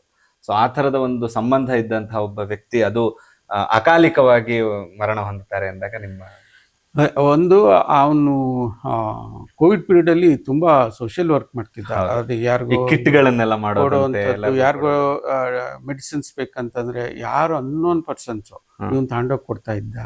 ರಾತ್ರಿ ಹೋಗ್ಲು ಕೆಲಸ ಮಾಡ್ತಿದ್ರು. ಸೊ ಆ ಹಿನ್ನೆಲೆ ಒಳಗೆ ಆ ಟೈಮಲ್ಲೂ ಕಾಂಟ್ಯಾಕ್ಟ್ ಅಲ್ಲಿ ಇದ್ರ? ಹೌದು, ನಮ್ಮ ಮನೆಗೆ ಬರ್ತಿದ್ದ. ನಾನು ಹೊರಗೆ ಹೋಗಕ್ ಆಗ್ತಿರ್ಲಿಲ್ಲ. ನಂದಲ್ಲೇ ನಿರ್ದೇಶಕರಾದ್ರಿಂದ ನಾವು ಫೇಸ್ ರೆಕಗ್ನಿಷನ್ ಸ್ವಲ್ಪ ಕಡಿಮೆ. ಆದ್ರೂ ಅಲ್ಲಿ ಇಲ್ಲಿ ಯಾರೋ ಸೀರಿಯಲ್ ನೋಡಿದ್ದವರು ನೀವು ಲಿಂಗದೇರಲ್ವಾ ಅಂತಾರೆ ಬಿಟ್ರೆ ಪ್ರಚಲಿತವಾಗಿ ಅವನ್ ಫೇಸ್ ಇತ್ತು. ಅವ್ನು ಹೊರಗೆ ಬಂದ್ರೆ ಪೊಲೀಸ್ನವರು ಕಿಟ್ ತೋರ್ಸಿದ್ರೆ ಬಿಡೋರು, ಹಿಂಗೇನೋ ಮಾಡ್ತಿದೀವಿ ಅಂದ್ರೆ. ಇದೆಲ್ಲ ಹಿನ್ನೆಲೆ ಒಳಗೆ ನಮ್ಮ ಮನೆಗೂ ತುಂಬಾ ಸರಿ ಬಂದಿದ್ದು ಉಂಟದು. ಸೊ ಇದೆಲ್ಲ ಇತ್ತಿದ್ದಾಗ ಈ ಥರದ್ದೊಂದು ದುರಂತ ಆದಾಗ ನಾನೇನು ನಂಬಲಿಲ್ಲ. ಅದು ಫಸ್ಟು ನನಗೆ ಫೋನ್ ಬರೋಕ್ಕೆ ಶುರುವಾದವು. ಏನೋ ರಾತ್ರಿ ವಿಜಯ್ಗೆ ಆಕ್ಸಿಡೆಂಟ್ ಆಯ್ತಂತೆ, ಸೀರಿಯಸ್ ಅಂತೆ ಅಂತ. ಹೋಗ್ರಿ ಹಿಂಗಿದ್ರೆ ನಂಗೆ ಫೋನ್ ಬರೋದು ಅಂತ. ಆಮೇಲೆ ನೋಡಿದ್ರೆ ಮಧ್ಯಾಹ್ನ ಅಷ್ಟೊತ್ತಿಗೆ ಸ್ವಲ್ಪ ಕ್ಲಿಯರ್ ಆಗ್ತಾ ಇತ್ತು. ಬ್ರೈನ್ ಡೆಡ್ ಅಂತ ಇಲ್ಲ, ಫಸ್ಟ್ ಡೇ ಅದು ಇರಲಿಲ್ಲ. ಫಸ್ಟ್ ಡೇ ಅವನಿಗೆ ರಾತ್ರಿ ಆಗಿದೆ. ನನಗೆ ಅಲ್ಲಿಗೆ ಮೆಸೇಜ್ ಬರೋ ಅಷ್ಟೊತ್ತಿಗೆ ಕನ್ಫರ್ಮ್ ಮೆಸೇಜು ಮಧ್ಯಾಹ್ನ ಆಗಿತ್ತು. ನಾನು ಹಾಸ್ಪಿಟ್ಲಿಗೆ ರೀಚ್ ಆಗೋ ಅಷ್ಟೊತ್ತಿಗೆಲ್ಲೇ 4 ಗಂಟೆ. ಸೊ ಅಲ್ಲಿಗೆ ಹೋದಾಗ ಅಲ್ಲಿ ಸ್ವಲ್ಪ ಕಷ್ಟ ಅನ್ನೋ ಥರ ಹೇಳ್ತಿದ್ರು doctor. I think second third ಡೇಗೆ ಇಟ್ಸ್ ಬ್ರೈನ್ ಡೆಡ್ ಅನ್ನೋದು ಗೊತ್ತಾಯಿತು. ಅದು ಸ್ವಲ್ಪ ತುಂಬ ಎಂಥವ್ರಿಗೂ ನೋವು ತರುವಂಥ ವಿಚಾರ. ನನಗೆ ಅಲ್ಲಿವರೆಗೂ ಈ ಆರ್ಗನ್ ಡೊನೇಷನ್ದು ಅದ್ರ ಬಗ್ಗೆ ಎಲ್ಲ ಅರಿವು ಇರಲಿಲ್ಲ. ಆರ್ಗನ್ ಡೊನೇಷನ್ ಅಂದ್ರೆ ಏನು ಅನ್ನೋ ಕಲ್ಪನೆ ಇರಲಿಲ್ಲ. ಸ್ವಲ್ಪ ಕಷ್ಟ. ಅದು ಈಗಲೂ ಹೇಳೋಕ್ಕೆ ತುಂಬ ಕಷ್ಟ ಆಗುತ್ತೆ. ಒಬ್ಬ ಮನುಷ್ಯನ ಬೇರೆ ಬೇರೆ ಅಂಗಗಳೇನಿದೆ, ಅಂಗಗಳನ್ನು ಒಂದೊಂದೇ ರಿಮೂವ್ ಮಾಡ್ತಾ ಬರ್ತಾರಂತೆ. ಆ ರಿಮೂವ್ ಮಾಡಿದಾಗ್ಲೂ ಬದುಕಿರುತ್ತೆ. ಬ್ರೈನ್ ಅಷ್ಟೇ ಡೆಡ್ ಇರುತ್ತೆ. ಯಾವಾಗ ಡೆಡ್ ಅಂತ ಸಂಪೂರ್ಣವಾಗಿ ಡಿಕ್ಲೇರ್ ಆಗೋದು ಯಾವಾಗಂದ್ರೆ ಹೃದಯ ತೆಗೆದಾಗ. ಅದು ಕೇಳೋಕ್ಕೆ ಸ್ವಲ್ಪ ಕಷ್ಟ. ಆದರೆ ಅದು ಅವತ್ತು ಅವ್ರ ಕುಟುಂಬಕ್ಕೆ ತೀರಾ ಅಂದರೆ ಒಂದು 7-8 ಜೀವ ಅದ್ರ ಮುಖಾಂತರ ಉಳೀತು ಅನ್ನೋ ದೃಷ್ಟಿಯಲ್ಲಿ ನೋಡಿದಾಗ ಅಷ್ಟೇ ನಮಗೆ ಒಂದು ಸಣ್ಣ ಸಮಾಧಾನ ಬಿಟ್ಟರೆ. ಆದರೆ ವಿಜಯ್ನ ಆ ಕ್ಷಣ ನೆನೆಸ್ಕೊಳ್ಳೋದು ಸ್ವಲ್ಪ ಕಷ್ಟ. But it's part and parcel of every once life. ಹೌದು, ಇಂಡಸ್ಟ್ರಿಗೂ ಕೂಡ ದೊಡ್ಡ ನಷ್ಟ. ಯಾಕಂದ್ರೆ ಇದ್ದಿದ್ರೆ ಇಡೀ ಸಮಾಜಕ್ಕೆ ನಷ್ಟ. ಹೌದು, ಒಳ್ಳೆ ವ್ಯಕ್ತಿಗಳನ್ನು ಕಳ್ಕೊಳ್ಳೋದು ಸಮಾಜಕ್ಕೆ ನಷ್ಟವೇ ಸರಿ. ಇತ್ತೀಚಿನ ದಿನಗಳಲ್ಲಿ ಸರ್ ಈ ಸಾಮಾಜಿಕ ಮೌಲ್ಯಗಳನ್ನ ಹೊಂದಿರುವಂತಹ ಚಿತ್ರಗಳ ಸಂಖ್ಯೆ ತುಂಬಾ ಕಡಿಮೆ ಆಗ್ತಾ ಇದೆ. ಬರೀ ಕತ್ಲು, ಹೊಡಿ, ಬಡಿ, ಕಡಿ ಈ ತರದ ಬ್ಲಡ್ ಇದು ಚಿತ್ರಗಳು, ತುಂಬಾ ಕ್ರೌರ್ಯ ಇರುವಂತಹ ಚಿತ್ರಗಳು ಮುನ್ನೆಲೆಗೆ ಬಂದು ಸಾಮಾಜಿಕ ಮೌಲ್ಯಗಳ ಸಂಖ್ಯೆ ಕಡಿಮೆ ಆಗ್ತಾ ಇದೆ. ಅದಕ್ಕೆ ಆಡಿಯನ್ಸೇ ಕಾರಣ ಅನ್ಸುತ್ತಾ, ಅಥವಾ ಡೈರೆಕ್ಟರ್ಗಳು ಅವರ ಒಂದು ಟೇಸ್ಟ್ ತಪ್ಪು ಅಂತ ಅನ್ಸುತ್ತಾ ನಿಮ್ಗೆ? ಆಡಿಯನ್ಸ್ ಈ ತರದ್ ನೋಡಲ್ಲ ಅಂತ ಅವ್ರು ಡಿಸೈಡ್ ಮಾಡ್ತಾರೆ, ಅಥವಾ ಅವರ ಒಂದು ಮನೋಭಾವನೆಯನ್ನ ಆಡಿಯನ್ಸ್ಗೆ ಹೇರಬೇಕು ಅಂತ ಪ್ರಯತ್ನ ಮಾಡ್ತಿದ್ದಾರೆ ಅನ್ಸುತ್ತಾ? ನಮ್ಮಲ್ಲಿ ಸಿನಿಮಾ ಶಿಕ್ಷಣ ಇಲ್ಲ. ಹ್ಮ್ ನನಗೆ ಫಾರ್ ಎಕ್ಸಾಂಪಲ್ ನಾನು ಹೇಳೋದಾದರೆ,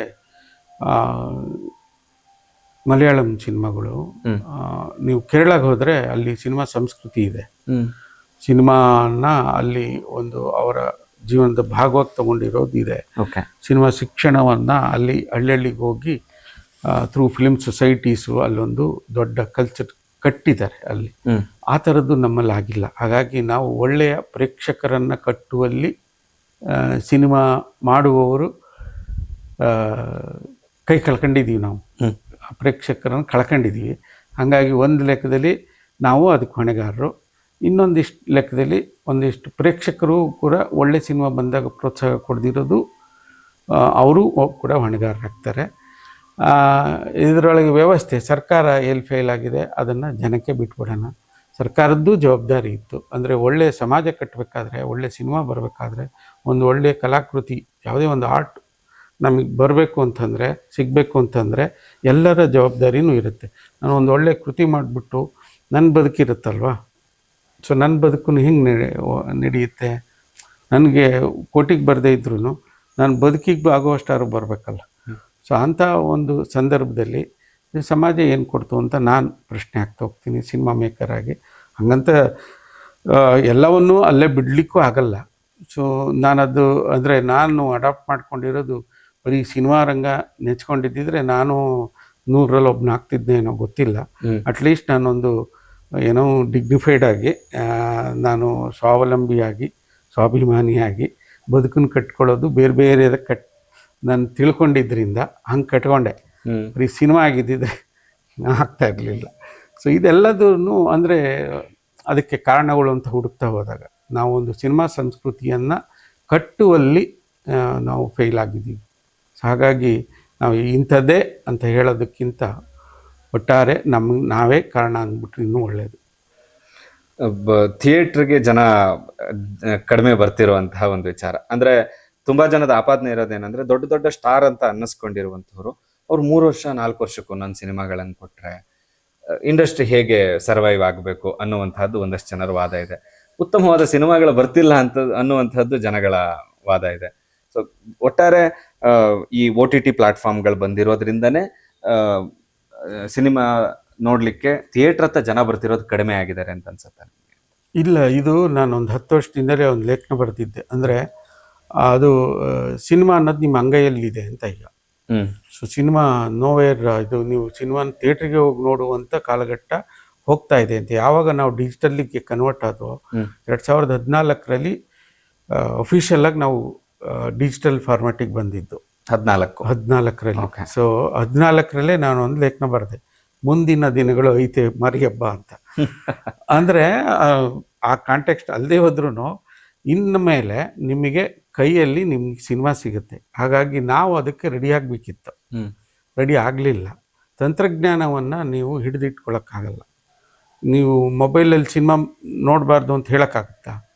ನೀವು ನೋಬಡಿ ಅಲ್ವಾ? ಹಾಗಾಗಿ ಅಲ್ಲಿ ಬರುತ್ತೆ. ಆಮೇಲೆ ಒಂದಷ್ಟು ಪೈರಸಿಗಳು ಬಂತು, ಒಳ್ಳೊಳ್ಳೆ ಸಿನಿಮಾಗಳು ಮೊಬೈಲಲ್ಲೇ ಬರೋಕ್ಕೆ ಶುರುವಾಯಿತು. ಇಲ್ಲಿಗೆಲ್ ಆಗಿ ನಮಗೆ ಪುಕ್ಷಟ್ಟೆ ಸಿನಿಮಾ ಸಿಗೋಕ್ಕೆ ಆರಂಭ ಆಯಿತು. ಸೊ ಇವೆಲ್ಲವೂ ಒಂದಕ್ಕೊಂದು ಕಾರಣ ಆದ್ರೂ ನಿಜವಾಗ್ಲೂ ಹೇಳಬೇಕಂದ್ರೆ, ನಮ್ಮಲ್ಲಿ ಕನ್ನಡ ಸಿನಿಮಾಗಳು ಥಿಯೇಟ್ರಿಗೆ ಯಾಕೆ ಹೋಗಿ ನೋಡಬೇಕು, ಅಥವಾ ನನ್ನ ಯಾರಾದ್ರೂ ಈ ಸಿನಿಮಾ ಮಾಡುವಂಥ ಕಾಲ ಇಟ್ಕೊಂಡವ್ರ? ಏನಿಲ್ಲ ಅಲ್ವಾ? ನಿಮ್ಮ ಇದಕ್ಕೋಸ್ಕರ ಪ್ಯಾಷನ್ ಆಗಿದ್ರೆ ಓಕೆ, ಪ್ಯಾಷನ್ನಿಗೆ ಮಾಡ್ತಾರೆ. ಪ್ಯಾಷನೇಟ್ ಆಗಿ ಸಿನಿಮಾ ಮಾಡಿದ್ರೆ ಖಂಡಿತ ಹೋಗುತ್ತೆ. ನಾವು ಪ್ಯಾಷನೇಟ್ ಆಗಿ ಸಿನಿಮಾ ಮಾಡೋದು ಬಿಟ್ಟು ಫ್ಯಾಷನ್ನಿಗೆ ಮಾಡುವ ಯುಗದಲ್ಲಿ ಇದ್ದೀವಿ. ಹಾಗಾಗಿ ಎಲ್ಲರೂ ಏನೋ ಈಗಂತೂ ಯಾರು ಬೇಕಾದ್ರೂ ನಿರ್ಮಾಪಕರು ಆಗ್ಬೋದು, ಯಾರು ಬೇಕಾದ್ರೂ ನಿರ್ದೇಶಕ ಆಗ್ಬೋದು ಅಂತ. ಅಂದರೆ ಟೆಕ್ನಾಲಜಿ ಹೆಂಗಿದೆ ಇವತ್ತು, ಏನೂ ಗೊತ್ತಿಲ್ಲದೆ ಇರೋದು ಸಿನಿಮಾದು ಅವನು ಕೂಡ ಸಿನಿಮಾ ಮಾಡ್ಬೋದು. ನಿಮಗೆ ಒಂದು ಸಿನಿಮಾ ಮಾಡೋದು ಹೆಂಗೆ ಅಂತ ನೀವು ಗೂಗಲ್ಗೆ ಹೊಡೆದ್ರೆ ಅದು ತೋರಿಸುತ್ತೆ. ಆಪರೇಷನ್ ಮಾಡ್ಸೋದು ತೋರಿಸುತ್ತೆ ಸರಿ. ಹಾಗಾಗಿ ನಿಮಗೆ ಶಕ್ತಿ ಇದ್ರೆ ಕಲಿತೀರಿ, ಕಲಿತು ಸಿನಿಮಾ ಮಾಡ್ತೀರಿ, ಗೆದ್ದವರು ಇದ್ದಾರೆ. ಹಾಗಾಗಿ ಇದೇ ಸರಿ ಅಂತಲೂ ಹೇಳೋಕ್ಕೆ ಇದು ಅಲ್ಲ, ಕಾಲಘಟ್ಟ ಅಲ್ವೇ ಅಲ್ಲ. ಟೆಕ್ನಾಲಜಿ ಯಾರ ಅಪ್ಪನಾಸ್ತಿನೂ ಅಲ್ಲ. ಸೊ ಹಂಗಿದ್ದಾಗ ಹಂಗೆ ಬಂದಿದ್ದಕ್ಕೆ ನೀವು ಪ್ರಿಪೇರ್ ಆಗಿಲ್ಲ ಅಂದರೆ ನಿಮ್ಮದೇ ತಪ್ಪು. ಸೊ ಅದನ್ನ ಅನುಭವಿಸಿ. ಇವತ್ತು ಒಳ್ಳೆ ಸಿನಿಮಾ ಬರ್ತಿಲ್ಲ ಅಂತ ಅನ್ನೋದಕ್ಕೆ ನೂರಾರು ಕಾರಣನೂ ಇರ್ಬೋದು. ಒಳ್ಳೆ ಕಥೆಯ ಆಯ್ಕೆ, ಎಲ್ಲದೂ ಆಯ್ಕೆ, ಎಲ್ಲದು ಅದು ಏನಾಗ್ತಿದೆ ಈಗ 100ಕ್ಕೆ 1 ಒಳ್ಳೆ ಸಿನಿಮಾ ಬಂದರೆ ಆ ಒಂದು ಒಳ್ಳೆ ಸಿನಿಮಾ ಅನ್ಯಾಯ ಆಗ್ತಿದೆ. ಓಕೆ, ಅದು ಸಮಸ್ಯೆ. ಆವಾಗ ಅವನು ಒಂಥರ ಕಷ್ಟ. ಅಂಥದ್ದೊಂದು ಎಕ್ಸಾಂಪಲ್ ಇಟ್ಕೊಂಡು ನಾನು ಸಿನಿಮಾನೇ ಮಾಡಲ್ಲ ಅಂತ ಹೇಳ್ತೀವಿ. ಆ ಮಟ್ಟಕ್ಕೆ ನಾನು ಬಂದಿದ್ದೀನಿ. ಅಯ್ಯೋ ನಾನು ಯಾವುದೋ ಒಂದು ಈ 100ರೊಳಗೆ ಒಬ್ಬ ಆಗ್ತೀನಿ ನಾನು. ಅವಾಗ ಒಬ್ಬ ಆದರೆ ನಂದು ಸಿನಿಮಾ ಅದು ಒಳ್ಳೆಯದೇ ಮಾಡಿದ್ರೂ ಕೂಡ ಅದಕ್ಕೆ ಜನ ಬರಲ್ಲ. ಈಗ ಆ ಥರ ಹೊರಗೆ ಹೋಗಿ ಆಗಿದೆ ಆಲ್ರೆಡಿ. ಅವ್ರನ್ನ ಸಿನಿಮಾ ಒಳಗೆ ತರಬೇಕಂತಂದರೆ ಅಂದರೆ ಸದಭಿರುಚಿ ಒಂದು ಕ್ಲಾಸಿಕ್ ಸಿನಿಮಾ ಅಂತ ಏನಾದ್ರು ಮಾಡೋಕ್ಕೆ ಹೋದರೆ ಕಷ್ಟ. ಇವತ್ತು ಜನ ಥಿಯೇಟ್ರಿಗೆ ಬಂದು ನೋಡು. ಆಮೇಲೆ ನಮ್ಮದೇನು ಥಿಯೇಟ್ರಿಗೆ ಬಂದು ನೋಡಬೇಕು ಅನ್ನೋ ಥರದೊಳಗೆ ವಿಷುವಲಿ ಏನು ಕನೆಕ್ಟ್ ಮಾಡಲ್ಲ ನಾವು. ನಮ್ಮ ಥರ ಸಿನಿಮಾಗಳು ಒಂದು ಕತೆಗೆ ಒತ್ತು ಕೊಟ್ಕೊಂಡು ಒಂದು ಕಲೆಯಾಗಿ ನೋಡಿರ್ತೀವಿ. ಅದನ್ನು ಇವಾಗಂತೂ ಮನೆಗಳೆಲ್ಲ 55 ಇಂಚ್ ಮಿನಿಮಮ್ ಟಿ ವಿ ಇದ್ದಾವೆ. ಹೋಮ್ ಥಿಯೇಟ್ರ್ಗಳು ಇದೆ. ಅಲ್ಲಿ ಅದೇ ಫೀಲ್ ಕೊಡ್ತದೆ. ಹಾಗಾಗಿ ಬೇರೆ ಬೇರೆ ಇದು ನಮ್ಗೆ ಹುಟ್ಕೊಂಡಿರೋದ್ರಿಂದ ಥಿಯೇಟ್ರಿಗೆ ಹೋಗಿ ನೋಡುವ ಅವಶ್ಯಕತೆ ಇಲ್ಲ. ಸೊ ಹೊಸಬ್ರು ಯಾರು ಬಂದು ನಾನು ಸಿನಿಮಾ ಮಾಡಬೇಕು ಅಂತ ಅನ್ಕೊಂಡಿದ್ದೀನಿ ಅಂತ ನೀವು ಹೇಳಿದ್ರೆ ನೀವು ಏನು ಹೇಳ್ತೀರಾ? ಮಾಡಬೇಡಿ ಅಂತೀನಿ. ಖಂಡಿತ. ಅದು ತುಂಬ ಜನ ಈಗ ಒಂದು 2 ವರ್ಷದಿಂದ ನನಗೆ ಸುಮಾರು ಒಂದು 8-10 ಜನ ನಿರ್ಮಾಪಕರು ಬಂದಿರ್ಬೋದು. ಅವರೆಲ್ಲರಿಗೂ ಹೇಳಿದ್ವಿ, ನಿರ್ಮಾಪಕರಿಗೂ ಕೂಡ. ಹೌದೌದು. ನಾನು ಅದನ್ನು ಓಪನ್ನಾಗಿ ನಾನು ನನ್ನ ಸ್ಟೇಟ್ಮೆಂಟ್ ಅಂತಲೇ ಕೊಟ್ಟಾಗಿದೆ ಆಲ್ರೆಡಿ. ಸಿನಿಮಾ ಮಾಡಬೇಡಿ ಯಾರೂ ಅಂತ. ಸಿನಿಮಾ ಮುಚ್ಚಿ 1 ವರ್ಷ ನೋಡೋಣ ಏನಾಗ್ತದೆ. ಯಾರು ಖಾಲಿ ಇಟ್ಕೊಂಡಿದ್ದಾರಾ ನಿಮಗೆ? Unnecessary you are wasting crores of rupees. ಯಾರ್ದೋ ದುಡ್ಡು ಯಾತಕ್ಕೆ ಮಾಡ್ತೀರಿ? ಏನು ನೆಸಿಟಿ ಇಲ್ಲ. ಹಂಗೆ ಮಾಡಬೇಕು ಅಂತಂದಾಗ ನಾನು ಕಳೆದ ವರ್ಷ state award committee, film award committee chairman ಆಗಿದ್ದೆ. ಆಗೊಂದು ಅಷ್ಟು ಸಿನಿಮಾಗಳು ನೋಡಿದೆ. ನನಗೆ 3 ಸಿನಿಮಾ ತೆಗಿಬೇಕಾದ್ರೆ ಭಾಳ ಕಷ್ಟ ಆಯಿತು. ಈಗಲೂ ಯಾವುದೋ ಒಂದು ಈ ವಾರ ಒಂದಷ್ಟು ಸಿನಿಮಾ ನೋಡಿದೆ. ಯಾವುದೋ ಒಂದು ಬೇರೆ ಒಂದು ಭಾಷೆಯದ್ದ ಇಲ್ಲ ಸಂಘದ್ದು ಸಿನಿಮಾ, ಅದು ಈಗ ಹೇಳಂಗಿಲ್ಲ ಇಲ್ಲಿ ನಾನು. ಹಾಗಾಗಿ ಆ ಸಂಘಟನೆಯದ್ದು ಇಂದ ಒಂದು ದೊಡ್ಡ ಮಟ್ಟದಲ್ಲಿ ವಿದೇಶದಲ್ಲಿ ಅದು ಇರೋ ಕಾರ್ಯಕ್ರಮ ಅದು. ಅದಕ್ಕೊಂದು 3 ಸಿನಿಮಾ ಆಯ್ಕೆ ಮಾಡ್ಕೋಬೇಕಾಯಿತು. ನನಗೆ 3ನೇ ಸಿನಿಮಾ ಸಿಕ್ಕಲೇ ಇಲ್ಲ. ಕನ್ನಡದ್ದು 2 ಸಿನಿಮಾ ಅದರಲ್ಲಿ ಓಕೆ ಅಂತ ಅನ್ನಿಸ್ತು. 3ನೇ ಸಿಕ್ಕಲೇ ಇಲ್ಲ. ಬಟ್ 1, 2, 3 ಕೊಡಲೇಬೇಕಿತ್ತು ನಾನು.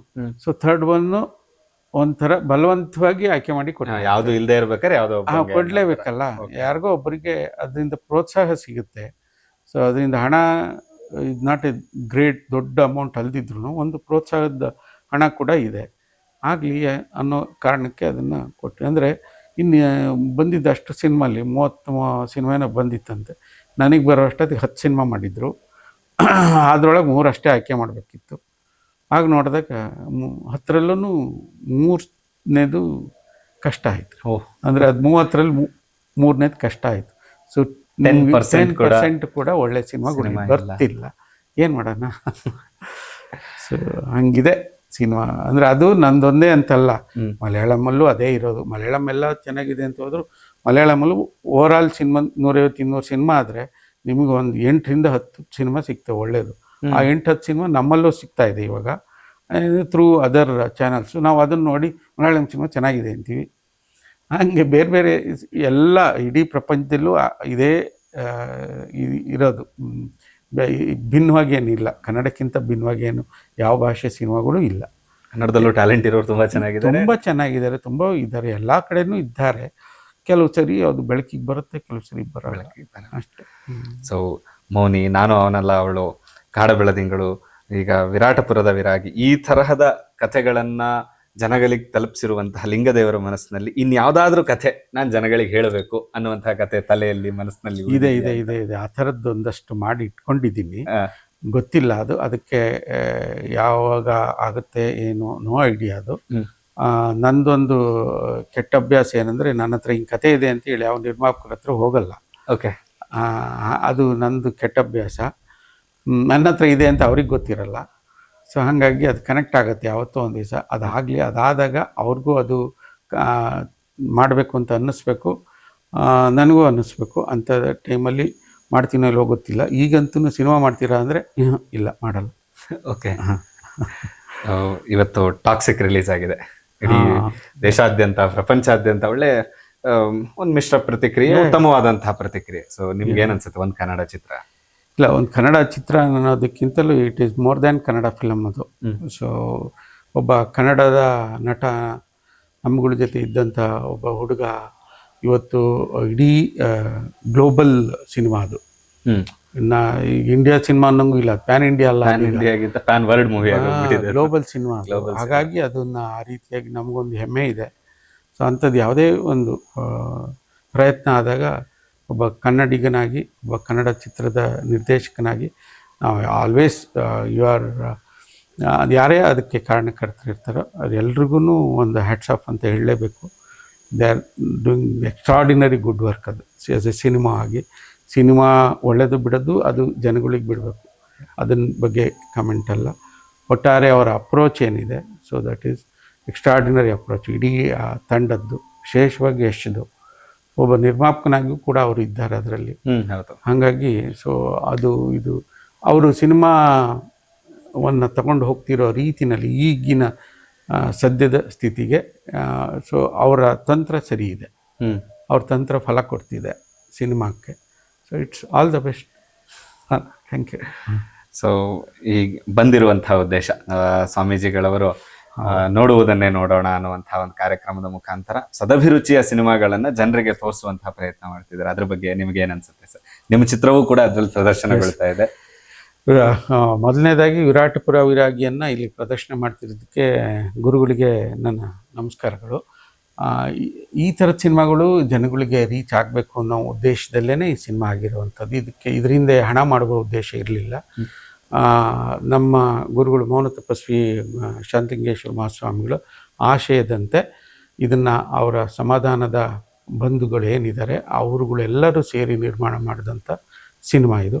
ವಿಶೇಷವಾಗಿ ಇದಕ್ಕೆ ಶ್ರೀಕಂಠ ಚೌಕಿಮಠ ಅಂತ ಹೇಳಿ ದೆಹಲಿಯಲ್ಲಿ ವೀರಶೈವ ಮಹಾಸಭಾದ ಅಧ್ಯಕ್ಷರಾಗಿದ್ದಾರೆ. ಅವರು ಇದನ್ನು ಮುಂಚೂಣಿಯಲ್ಲಿ ತಂದರು. ಅದಾದಮೇಲೆ ಸಮಾಧಾನದ ಇಡೀ ಬಳಗ ಇದನ್ನು ತಗೊಂಡು ಹೋಯಿತು. ಸೊ ಅವರೆಲ್ಲರ ಉದ್ದೇಶ ಒಂದೇ ಇದ್ದಿದ್ದು, ಹನಗಲ್ ಕುಮಾರಸ್ವಾಮಿಗಳನ್ನು ಇವತ್ತಿನ ಸಮೂಹಕ್ಕೆ, ಇವತ್ತಿನ ಸಮಾಜಕ್ಕೆ ಪರಿಚಯಿಸಬೇಕು ಅನ್ನೋದು. ಸೊ ಹನಗಲ್ ಕುಮಾರಸ್ವಾಮಿಗಳ ಬಗ್ಗೆ ನಾವು ಹೋದರೆ ಅವರು ಮಾಡಿದಂಥ ಕೆಲಸಗಳೇನಿದೆ, ಸೊ ಆ ಕೆಲಸಗಳು ಇವತ್ತಿನ ಸಮಾಜಕ್ಕೆ ಒಂದು ಮಾರ್ಗದರ್ಶನವಾಗಿಯೂ ಇದೆ. ಇವತ್ತಿನ ಗುರುಗಳ ಪರಂಪರೆಯಲ್ಲಿ ಯಾರು ಬರಬೇಕು ಅಂತ ಇರ್ತಾರೋ ಅವ್ರುಗಳಿಗೂ ಒಂದು, ನನಗೆ ಅದು ನಮ್ಮ ಹುಬ್ಬಳ್ಳಿ ಜಗದ್ಗುರುಗಳು ಹೇಳಿದ್ರು, ನಮಗೆ ಒಂದು ಪಠ್ಯ ಕೊಟ್ಬಿಟ್ಟಲ್ಲೋ ನೀನು ಅಂದರು. ಸೊ ಅದೊಂದು ಒಂಥರ ಹೆಮ್ಮೆ ಅದು. ಸೊ ಒಬ್ಬ ಜಗದ್ಗುರುಗಳು ಈ ರೀತಿ ಮಾತನಾಡಿದ್ದು, ಏಕೆಂದರೆ ಆ ಸಿನಿಮಾದಲ್ಲಿ ಒಬ್ಬ ಗುರುಗಳಾಗಬೇಕಾದವರು ಏನೇನು ಕೆಲಸ ಮಾಡಬೇಕು ಅನ್ನೋದನ್ನು ತುಂಬ ನೀಟಾಗಿ ಕಟ್ಟಿಕೊಟ್ಟಿದೆಯಾ. ಸೊ ಹಾಗಾಗಿ ನೀನು ನಮಗೇ ಒಂದು ಪಠ್ಯವನ್ನು ಮಾಡಿಕೊಟ್ಟಂಗಿದೆ ಇದು ಅನ್ನೋದು. ಅಂದರೆ ಅವತ್ತು ಹನಗಲ್ ಕುಮಾರಸ್ವಾಮಿಗಳು ಅದನ್ನೆಲ್ಲ ಮಾಡಿದ್ರು. ಒಬ್ಬರು ಸ್ವಾಮೀಜಿ ಆದವರಿಗೆ, ಆಗಬೇಕು ಅಂತ ಇರೋರಿಗೆ ಅಲ್ಲೊಂದು ಶಿವಯೋಗ ಮಂದಿರವನ್ನು ಕಟ್ಟಿದಂಥವ್ರು ಅವರು. ಶಿವಯೋಗ ಮಂದಿರದಲ್ಲಿ ಆ ಕಾಲದಲ್ಲಿ ನಿಮಗೆ ಒಬ್ಬರು ಸ್ವಾಮೀಜಿ ಆಗಬೇಕಂದ್ರೆ ಕಾಶಿಗೆ ಹೋಗಬೇಕಿತ್ತು. ಸೊ ಕಾಶಿಗೆ ಹೋಗೋಕ್ಕಾಗದಿದ್ದವ್ರು ಏನು ಮಾಡ್ತಿದ್ರು, ಕಷ್ಟ ಆಗ್ತಿತ್ತು. ಅಂಥವ್ರಿಗೊಂದು ಶಾಲೆ ಓಪನ್ ಮಾಡಿದ್ರು. ಅಲ್ಲಿ ಅವರಿಗೆ ಬೇಕಾದಂಥ ಎಲ್ಲ ಟ್ರೈನಿಂಗ್ಗಳು ಕೊಟ್ಟರು. ಸೊ ಈ ಥರದ್ರಿಂದ ಶುರು ಮಾಡಿಕೊಂಡು ಆಮೇಲೆ ಒಂದು ಸಮಾಜವನ್ನು ಒಟ್ಟುಗೂಡಿಸ್ಬೇಕು ಅಂತೇಳಿ ವೀರಶೈವ ಮಹಾಸಭಾನ ಕಟ್ಟಿದ್ರು. ಅವರೇ ಆರಂಭ ಮಾಡಿದ್ದು. ಇನ್ನೂ ಮುಂದಕ್ಕೆ ಹೋಗ್ಬೇಕಂದ್ರೆ ಇವತ್ತು ವಚನ ಸಾಹಿತ್ಯ ನಮಗೇನು ಸಿಕ್ಕಿದೆ ಅದು ಫಾಗು ಅಳ್ಕಟ್ಟಿಯವರು ಮತ್ತು ಫಾಗು ಅಳ್ಕಟ್ಟಿಯವ್ರಿಗೆ ಬೆನ್ನೆಲುಬಾಗಿ ನಿಂತಿದ್ದು ಹನಗಲ್ ಕುಮಾರಸ್ವಾಮಿಗಳು, ಪಂಚಾಕ್ಷರಿ ಗವಾಯಿಗಳು, ಪುಟ್ಟರಾಜ ಗವಾಯಿಗಳು. ಪಂಚಾಕ್ಷರಿ ಗವಾಯಿಗಳಂಥ ಗವಾಯಿಗಳನ್ನು ಕೊಟ್ಟಿದ್ದು ಹನಗಲ್ ಕುಮಾರಸ್ವಾಮಿಗಳು. ಆ ಮೂಲಕ ಒಂದು ಕಲಾ ಜಗತ್ತಿಗೆ ಒಂದು ದೊಡ್ಡ ಕೊಡುಗೆಯನ್ನು ಕೊಟ್ಟರು. ಈ ಥರದ್ದು ಅನೇಕ ಅದ್ಭುತವಾದ ಕೆಲಸಗಳನ್ನು ಮಾಡಿದ್ದಾರೆ. ಮೌಢ್ಯಗಳನ್ನು ಓಡಿಸಿದ್ದಾರೆ. ಅವತ್ತು ಯಾವ್ದಾದ್ರು ಅಂಧ ಮಕ್ಕಳು ಶಿವಪೂಜೆ ಮಾಡ್ತಾರೆ ಅಂತಂದರೆ ಬಿಡ್ತಿರ್ಲಿಲ್ಲ ಅನ್ನೋ ಒಂದು ಮಾತನ್ನು ಕೇಳಿದ್ವಿ. ಅಂದರೆ ಅವರೆಲ್ಲ ಪೂಜೆ ಮಾಡೋಕ್ಕೆ ಅರ್ಹರಲ್ಲ, ಅವರು ಊನ ಆಗಿದೆ ದೇಹ ಅಂತ. ಅಂಥವ್ರಿಗೆ ಒಂದು ಸ್ವಾಮೀಜಿ ಈ ಮಠದ ಒಂದು ಮಠದೊಳಗೆ ಕರ್ಕೊಂಬಂದು ಕೂರಿಸಿ ಅವರಿಗೆ ಒಂದು ಶಿಕ್ಷಣ, ಸಂಗೀತ ಶಿಕ್ಷಣ ಕೊಡ್ತಾರೆ. ಲಾಹೋರಿಂದ ಕರ್ಕೊಂಬಂದು ಗುರುಗಳನ್ನ ಅಲ್ಲಿ ಅವರಿಗೆ ನೇಮಿಸ್ತಾರೆ. ಸೊ ಅಂಥದ್ದು ಎಲ್ಲ ಅಂದರೆ ಒಬ್ಬ ಸ್ವಾಮೀಜಿ ದೂರದೃಷ್ಟಿ ಹೇಗಿತ್ತು ಅನ್ನೋದಕ್ಕೆ ಅದು ಉದಾಹರಣೆ. ಸೊ ಇಂಥವು ಅನೇಕ ಕೆಲಸಗಳನ್ನು ಮಾಡಿದ್ರು. ಹಳ್ಳಿ ಕಾಲ್ನಡಿಗೆಯಲ್ಲಿ ಹೋಗಿ, ಅವರು ಯಾವತ್ತೂ ಬಸ್ ಹತ್ತಲಿಲ್ಲ, ಕಾರ್ ಹತ್ತಲಿಲ್ಲ. ಸೊ ಹಳ್ಳಿಗೆ ಅವ್ರು ಕಾಲ್ನಡಿಗೆಯಲ್ಲಿ ಹೋಗಿ ಶಾಲೆಗಳನ್ನು ಆರಂಭಿಸಿದ್ರು. ಸೊ ಇವತ್ತು ನಾವು ಏನೇನು ಶಾಲೆಗಳು ನೋಡ್ತಿದ್ದೀವಿ, ಅನೇಕ ಏನು ಶಾಲೆಗಳನ್ನು ಅವರು ಆರಂಭಿಸಿ ಶಿಕ್ಷಣ ಕೊಟ್ಟರೆ ಸಮಾಜಕ್ಕೆ ಒಂದು ದೊಡ್ಡ ಕೊಡುಗೆ ಅನ್ನೋದನ್ನು ಅವತ್ತೇ ಅರಿವು ಇಟ್ಕೊಂಡಿದ್ರು. ಅಂದರೆ 1904 ಅವರು ಇವ್ರನ್ನ ಕರ್ಕೊಂಬಂದಿದ್ದು 1898 ಅನಿಸುತ್ತೆ. ಅವ್ರಿಗೆ ಪುಟ್ಟರಾಜ ಗವಾಯಿಗಳನ್ನು ಮತ್ತು ಪಂಚಾಕ್ಷರಿ ಗವಾಯಿಗಳನ್ನು. ಅದಾದಮೇಲೆ ಅವರು ಶಾಲೆಗಳನ್ನು ಆರಂಭ ಮಾಡಿದ್ದು 1901 ಅನಿಸುತ್ತೆ. ಆ ಕಾಲದಲ್ಲೇ ಅವರು ಶಾಲೆಗಳನ್ನು ಹಳ್ಳಿ ತಗೊಂಡೋದ್ರು. ಸೊ ಇಂಥ ಒಂದು ಕೆಲಸ ಮಾಡಿರೋದ್ರಿಂದ ಅದು ನಾವು ಈಗ ಅದು ಕಳೆದಲ್ಲೇ 125 ವರ್ಷ ಆಗಿದೆ. ಈಗ ಅದು ಶಾಲೆಗಳ ಬಗ್ಗೆ ಏನೇನೋ ಮಾತಾಡೋಕ್ಕೆ ಹೋಗ್ತೀವಿ. ಸೊ ಆ ಕಾಲದಲ್ಲೇ ಅವರು ಯಾವ ಸಹಾಯನೂ ಇಲ್ದಲೇ, ಸರ್ಕಾರದ ಸಹಾಯಗಳು ಇಲ್ದಲೇ ಕಟ್ಟಿದ್ದಾರೆ.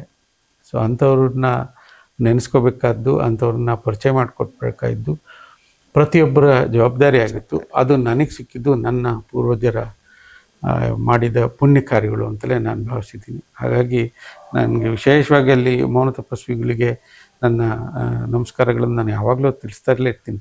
ಸೊ ಅವರು 45 ವರ್ಷ ಆಗಿದೆ ಮಾತಾಡಿ, ವರ್ಷದಲ್ಲಿ ಒಂದೇ ದಿವಸ ಮಾತಾಡೋದು ಅವರು ಗುರುಗಳು. ಸೊ ಅಂಥವರು ಆನಗಲ್ ಕುಮಾರಸ್ವಾಮಿಗಳ ಪರಂಪರೆಯಲ್ಲಿ ಬಂದಂಥವ್ರು ಅವರು. ಸೊ ಹಾಗಾಗಿ ಅದನ್ನು ನನ್ನ ಮುಖಾಂತರ ಒಂದು ಸಿನಿಮಾ ಆಗಿದ್ದು ನನ್ನ ಸೌಭಾಗ್ಯ. ಅದನ್ನು ನಾವು ಇವತ್ತು ಇಲ್ಲಿ ನೋಡ್ತಾ ಇರೋದು ಕೂಡ ನಮ್ಮ ಸೌಭಾಗ್ಯ. Thank you. ಸೊ ಇಷ್ಟೊತ್ತು ನಮ್ಮ ಜೊತೆ ಮಾತಾಡೋದಕ್ಕೆ ತುಂಬ ಧನ್ಯವಾದಗಳು ಸರ್. ಹೇಗೆ ಅನ್ನಿಸ್ತು? ಒಂದು ಸಂದರ್ಶನದ ಥರ ಇರಲಿಲ್ಲ.